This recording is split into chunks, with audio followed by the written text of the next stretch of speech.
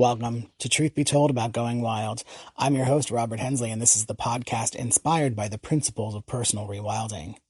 Today, I'd like to talk a little bit about the alignment, our alignment to the natural world, to the rhythms and cycles of nature. We have an event coming up here on this end in August. It is a full moon meditation, and it got me thinking about how, looking at the full moon and these regular cycles, right, can help us to feel more aligned with the natural world. And what does that mean? So let's talk specifically about this full moon coming up in August 9th, right? It reaches its peak sometime after 3 a.m.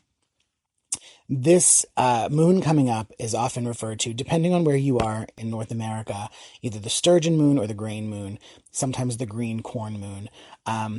But this marks kind of the start of the harvest season, right? This is the transition into late summer.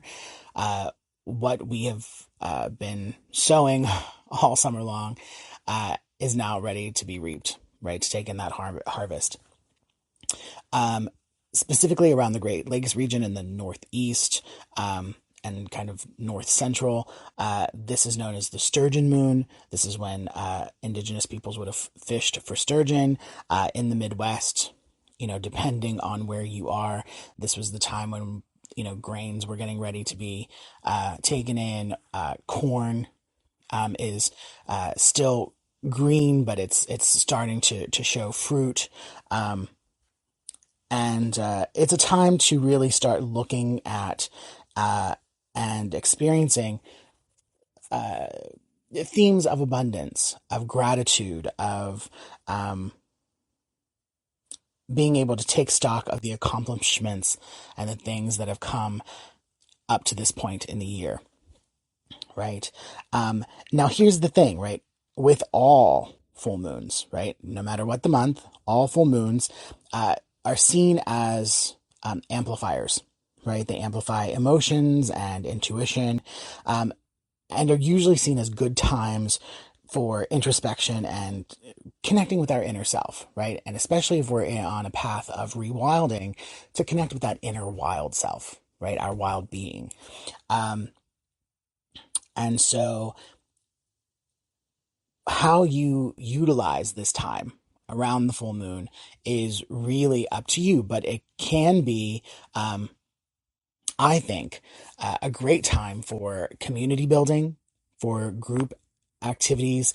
Again, not necessarily pulling everyone into this idea of the full moon and taking it all in, but again, just being able to, look at a community garden and see what's about to come in, and having, a little gratitude lunch, or invite, school kids to write about, what they're excited for, this far in the year. What were their goals, and what are they hoping to accomplish for the rest of the summer before school goes back in, or, things like this.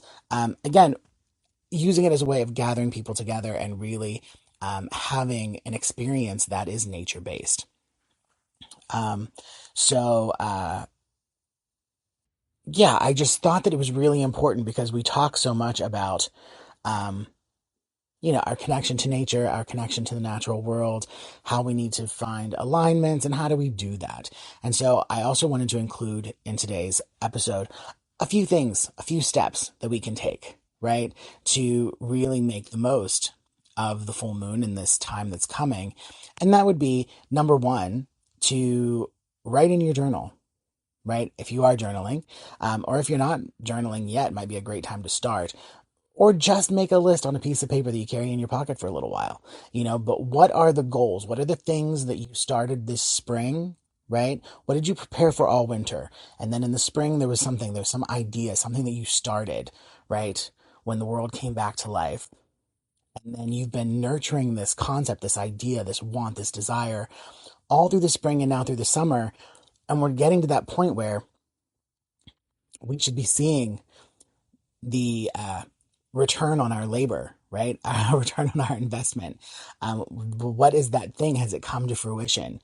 And if it hasn't, right, what do we still need to do to make that happen before autumn, right?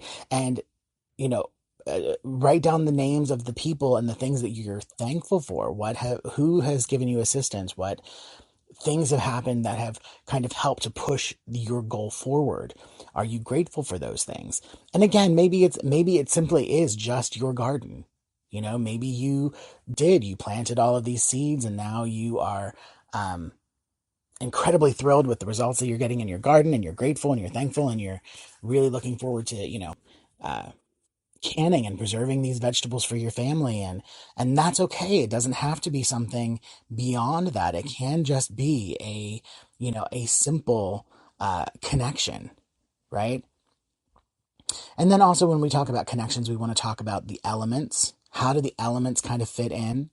And again, anytime that we're talking about the full moon, or we're talking about some aspect of nature, it's easy to find connections to, earth, air, fire, and water, right? We talk about the earth. We're talking about the fertile soil where all of our plants grow. We're talking about air, the breeze that carries pollen from plant to plant, that gives flight to the bees and the birds. We're talking about fire, that's the sunshine, right? Plants need that for photosynthesis. We need that for vitamin D. We can't live without it. And then water, of course, is the rain. Maybe you're in the Northeast like I am, and it's been raining in bucket loads. But still, that rain, that water is absolutely necessary, especially when we have, a landscape that is coming out of a super drought, right? And all of those things become very important to our environment, right, and how we're able to survive here. So, yeah. So, if you are interested at all, you know, Google the August full moon. Look at the sturgeon moon. Look to see what you can always Google, like, what is the spiritual meaning of this, or, how should I celebrate that, or whatever. You'll find tons of information, right? The internet is a great resource. I'm not saying that we should give up technology altogether. And I think that it's really important that we utilize that to learn as much as we can. Um, because again, what we learn, we can then take out into the natural world, and it will help us to observe more fully, to really find a stronger connection with the environment when we know more about it. And if that means doing a little research ahead of time, that's okay. All right. So thank you so much for listening today. Remember, there are 3 opportunities each week for new content from the Truth Be Told family of podcasts. Tony Sweet on Fridays with the original Truth Be Told.